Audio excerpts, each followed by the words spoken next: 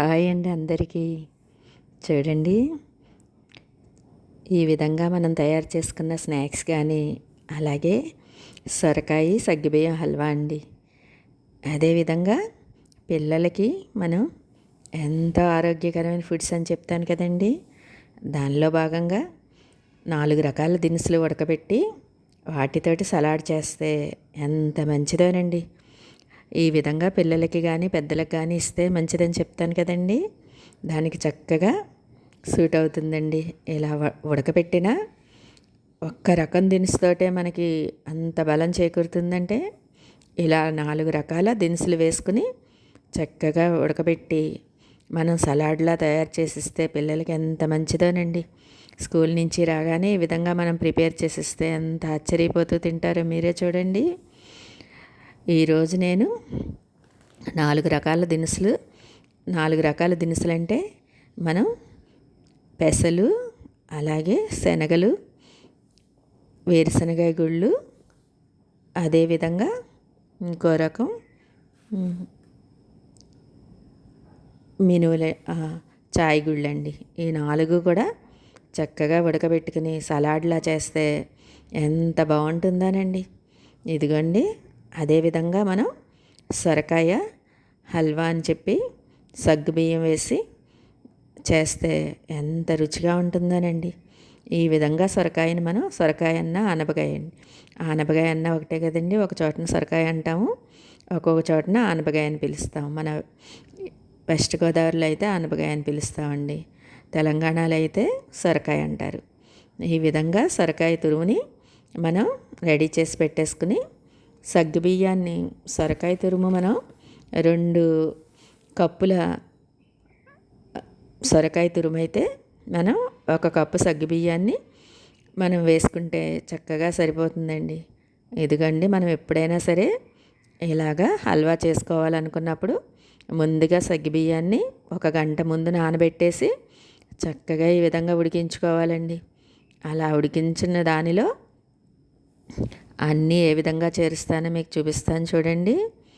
మనం ఈ సొరకాయ తురుముని నేను ఈరోజు ఓవెన్లో ముందుగా మనం ఈ సొరకాయ తురుముని దీనికి మనం పంచదార 1 కప్పు అయితే బెల్లం 1 కప్పు వేసుకుంటామండి. కొంచెం తీపి తక్కువగా తినేవాళ్ళు ఈ విధంగా వేసుకుంటారు. తీపి ఎక్కువగా తినేవాళ్ళు ఇంకొక ఇంచుమించుగా 1 కప్పు ఎక్స్ట్రా వేసుకోవచ్చు పంచదారని. నేను మటుకు 1 కప్పు పంచదార వేసి అలాగే 1 కప్పు బెల్లం వేసాను. ఈ విధంగా మనం తురుముకున్నాక సొరకాయ నీరు బాగా వచ్చేస్తుందండి. దానికోసమని చెప్పి ఆ నీరంతా పిండేసి మనం నెయ్యిని కూడా 1 కప్పు తీసుకుని 1 అరకప్పు ఇందులో వేసేసుకోవాలి. ఇంకొద్దిగా తర్వాత చేర్చుకుంటే బాగుంటుందండి. ఇలాగ నెయ్యి వేసేసుకుని బెల్లం, పంచదార, అలాగే సొరకాయ తురుము, జీడిపప్పు, బాదం, ఖర్జూరం ఇవన్నీ వేసుకుంటే డ్రై ఫ్రూట్స్ ఇక అసలు ఎంత అమోఘమైన టేస్ట్ అంటాను కదండి. అంత చక్కగా వస్తుంది హల్వా. అసలు సగ్గుబియ్యం చేర్చి సగ్గుబియ్యం చక్కగా ఉడకబెట్టుకుని ఇదిగోండి ఈ విధంగా ఓవెన్లో మనం ఒక 10 మినిట్స్ పెట్టుకుంటే అదంతా మగ్గినట్టు అయిపోతుందండి నేతిలో. అలా తయారైన దాన్ని నేను ఏ విధంగా సగ్గుబియ్యంలో చేర్చానో చూపిస్తానండి. ఈ విధంగా మనం ఎప్పుడైనా సరే చెప్పాను కదండి, సగ్గుబియ్యంతో చేసుకునేదాన్ని సగ్గుబియ్యాన్ని 1 గంట ముందు నానబెట్టుకుంటే చక్కగా ఉడికిపోయి చాలా టేస్ట్గా ఉంటుందండి. అలాగే ఇదిగోండి 1/2 లీటర్ పాలని 1/4 లీటర్ లాగా బాగా మరగబెట్టేసుకుని ఇలా 1/4 లీటర్ లాగా చేసుకోవాలి. ఆ పాలని కూడా దీంట్లోకి చేర్చుకుని బాగా కలబెట్టుకోవాలండి. ఇదిగోండి 10 మినిట్స్ అయిపోయాక మీకు చక్కగా ఈ విధంగా అంతా ఉడికినట్టు అయ్యి నేతిలో చాలా చక్కగా వచ్చేస్తుందండి ఓవెన్లో పెట్టుకుంటే. అలా ఓవెన్లో పెట్టుకోకపోయినా మనం మూకుడులో అయినా సరే నెయ్యిని 1 అరకప్పు వేసి బాగా వేపుకోవాలి సొరకాయ తురుముని. అలాగైనా చేసుకోవచ్చు. నేను మటుకు ఓవెన్లో పెట్టబట్టి ఇదిగోండి ఇలాగా ఈ విధంగా మీకు చూపించాను కదా. అన్నీ కలిపేసుకుని నెయ్యి కూడా వేసేసుకుని పెట్టుకుంటే మనకి నేతిలో మగ్గిపోయినట్టు వచ్చేస్తుందండి ఈ సొరకాయ తురుము. చక్కగా ఈ విధంగా తయారైపోయాక మనం సగ్గుబియ్యం ఉడకపెట్టిన సగ్గుబియ్యంలోకి ఈ మిశ్రమాన్ని అంతా చేర్చేసుకోవాలి.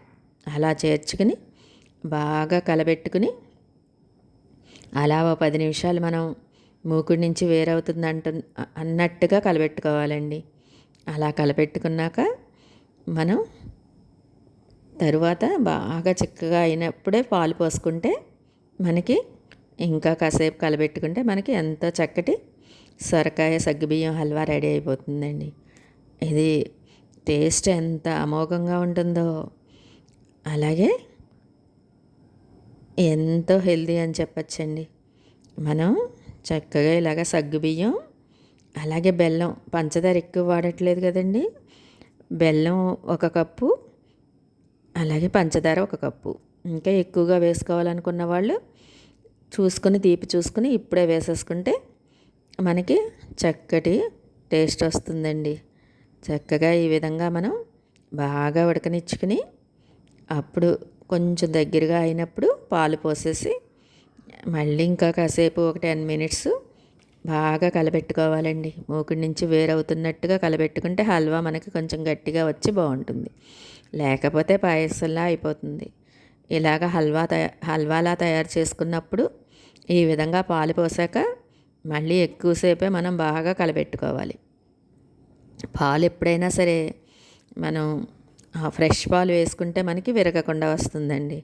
అలా కాకుండా మనం కొంచెం పాలు అటు ఇటుగా ఉంటే మనకి కలకండ వేసుకుంటాను చూడండి, అలా వచ్చేస్తుంది. ఇదిగోండి ఈ విధంగా చక్కగా నేను ఫ్రెష్ పాలు మూలాన అసలు ఏమీ ఇరగకుండా చక్కగా హల్వా ఎంత బాగా వచ్చిందనండి. లాస్ట్లో మనం ఇలాగ ఎలాచి పౌడర్ వేసుకుని ఇంకా బాగా కలుపుకొని మనకి బాగా చిక్కబడినట్టు అయ్యి చల్లారాక కొంచెం గట్టిగా అయిపోతుందండి హల్వాలాగా. అసలు టేస్ట్ ఉంటుంది, ఎంత బాగుంటుందో మీరే చూడండి. ఒక్కసారి మీరు తయారు చేసుకుని నాకు కామెంట్స్లో చెప్పండి. చక్కటి హల్వా రుచి ఎంత అమోఘంగా ఉంటుందని చెప్తాను కదండి, అంత బాగా కుదిరిందండి. అదేవిధంగా ఇదిగోండి మ్యాంగోని చక్కగా కట్ చేసి దాని మీద ఉప్పు కారం వేసుకుని తింటే ఎంత బాగుంటుందో. పిల్లలకి ఈ విధంగా మనం స్వీట్ ఏమో సొరకాయ సగ్గుబియ్యం హల్వా, అలాగే ఇలాగా మామిడికాయ ముక్కలు, ఇంకోటి చెప్పాను కదండి ఎంతో హెల్దీ టేస్టీ ఫుడ్ అని, అది కూడా 4 రకాల దినుసులతో తయారు చేసేదని. ఆ 4 రకాల దినుసుల్ని కూడా మనం ఉడకబెట్టేసుకుని అది కూడా పిల్లలకి స్నాక్గా తయారు చేసిస్తే ఈ 3 రకాలు ఎంత ఇష్టంగా తింటారోనండి. మనం ఎప్పుడు చెప్పే మాటేనండి, ప్రతి ఇల్లాలు శ్రమ అనుకోకుండా ఒక అరగంట పిల్లలు వచ్చే ముందు ఈ విధంగా అన్నీ తయారు చేసి పెడితే బయట ఫుడ్లకు అస్సలు అలవాటు పడరు. పిజ్జాలు బర్గర్లు అని కూడా అస్సలు తినడానికి ఇష్టపడరండి. ప్రతి ఒక్కళ్ళు కూడా చక్కగా ఈ విధంగా పిల్లలకి స్నాక్స్ కానీ అలాగే ఉడకబెట్టినవి ఎప్పుడైనా సరే 100% పోషకాలు ఉంటాయని చెప్తాను కదండి. ఆ విధంగా తయారు చేసిన సలాడ్ కానీ పెడితే ఎంత మంచిదోనండి. చక్కగా ఆరోగ్యకరమైన ఫుడ్స్ పిల్లలకి పెద్దలకి పెడితే అనారోగ్య సమస్యలు ఎందుకు వస్తాయండి? ఎప్పుడు చెప్పే మాటేనండి. చక్కటి ఫుడ్లు తయారు చేయాలని ఇల్లాలకి ఆలోచన వస్తే ఆ ఇల్లే ఆరోగ్య నిలమైపోతుందని చెప్తాను కదండి. ఆ విధంగా అయిపోతుంది. చూడండి మీకు చెప్పాను కదా, ఎప్పుడైనా సరే మనం ఉడకబెట్టిన వాటిల్లో మనం రకరకాలు చేర్చి కూరలు చేసుకున్నా అలాగే సలాడ్లు చేసుకున్నా అసలు ఎంత మంచిదోనండి. ఈ విధంగా మనం ఉడకబెట్టిన 4 రకాల దినుసులను చెప్పాను కదండి, పెసలు, అలాగే వేరుశనగ గుళ్ళు, శనగలు, చాయ్ గుళ్ళు, ఇవన్నీ కూడా ఎప్పుడైనా సరే ఇలా ఉడకపెట్టుకోవాలనుకున్నప్పుడు దినుసులను కానీ చిరుధాన్యాలు కానీ ఏ ఫుడ్ అయినా తయారు చేసుకోవాలనుకున్నప్పుడు కంపల్సరీ 10 గంటలు నానబెట్టుకోవాలండి. అలా నానబెట్టుకుని మాత్రమే చేయాలి. అసలు అప్పటికప్పుడు చేయాలనుకున్నా కుదరదు. 10 గంటల ముందు నానబెట్టుకుని వాటిల్ని ఉడకబెట్టి ఈ విధంగా ఎంతో పోషకాలున్న కీర, అలాగే పచ్చి ఉల్లిపాయ ముక్కలు, టమాటా ముక్కలు వేసి కొద్దిగా బ్లాక్ పెప్పర్ ఒక అర స్పూన్ వేసుకుని తగినంత ఉప్పు కారం వేసి నిమ్మరసం పిండి మనం కలిపితే ఉంటుందండి. అసలు ఎంత బాగుంటుందో ఈ సలాడు, మీరే చూడండి. చక్కగా ఈ విధంగా మనం తయారు చేసుకుని ప్రతి ఇల్లాలు కూడా ఎంతో హెల్దీ ఫుడ్లు తినాలని చెప్తాను కదండి. ఇదైతే ఎంత మంచిదోనండి. సర్వరోగ నివారణ అంటాం కదండి. అంత చక్కటి ఫుడ్ అని చెప్పచ్చు. ఇదిగోండి చక్కగా ఈ సలాడ్ ఎంత బాగున్నదో. మనం కీరా దోస ముక్కలు, అలాగే ఉల్లిపాయ, టమాటా, కారం, ఉప్పు వేసి కొద్దిగా బ్లాక్ పెప్పర్ వేసుకుని నిమ్మరసం పిండేసుకుంటే అసలు ఉంటుందండి ఎంత అమోఘమైన రుచి. ఆహా ఏమి రుచి అనిపిస్తుంది అంటాను కదండి, ఆ విధంగా ఉంటుంది. చక్కగా ఈ విధంగా చూశారు కదా మీరు, సగ్గుబియ్యం సొరకాయ హల్వా, అలాగే 4 రకాల దినుసులతో మనం తయారు చేసిన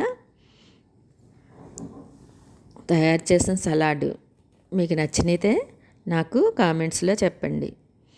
ప్రతి ఒక్కళ్ళు ఎప్పుడైనా సరే రెగ్యులర్గా ఉదయం ప్రతి ఇల్లాలు 1 లీటర్ నీళ్లు తాగడం, అలాగే 1 గంట తర్వాత ఫ్రూట్ జ్యూస్ తాగడం కానీ ఫ్రూట్ తినడం కానీ చేసి, అదేవిధంగా మనం ఎప్పుడు చెప్తాను కదండి బ్రేక్ఫాస్ట్ అస్సలు అవాయిడ్ చేయకూడదని.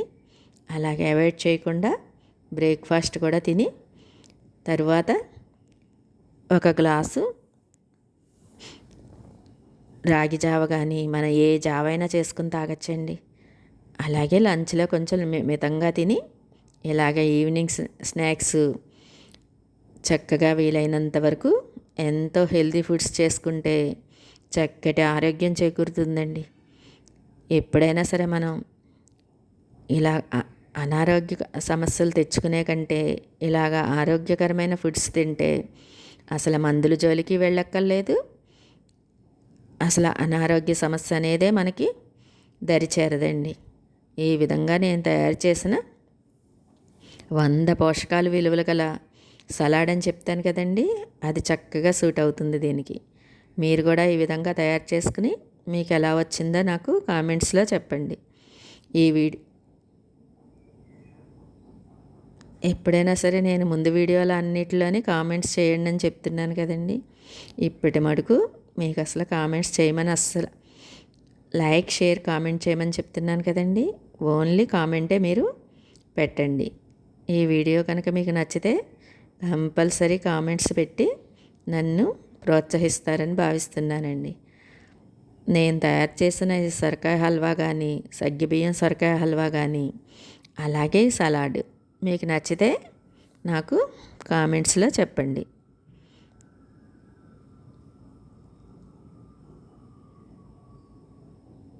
ఈ విధంగా ఎప్పుడైనా సరే మనం ఈవినింగ్ స్నాక్గా ఉడకపెట్టిన వాటిల్లో మనం రకరకాల ఆరోగ్యకరమైన వెజిటేబుల్స్ చేర్చుకుని ఇలా సలాడ్లు తయారు చేసిస్తే పిల్లలకి కానీ పెద్దలకు కానీ ఎంతో మంచిదని చెప్తాను కదండి. అసలు ఇది అంత హెల్తీ ఫుడ్ అని చెప్పచ్చండి. ఈ విధంగా తయారు చేసిన వాటిల్లో చక్కగా మనకి 100% పోషక విలువలు కలిగి చాలా టేస్ట్గా ఉండి హెల్తీ అండ్ టేస్టీ ఫుడ్స్ అంటే ఇవే అనిపిస్తుందండి. చక్కగా మీరు ఈ విధంగా ట్రై చేస్తారని భావిస్తున్నాను.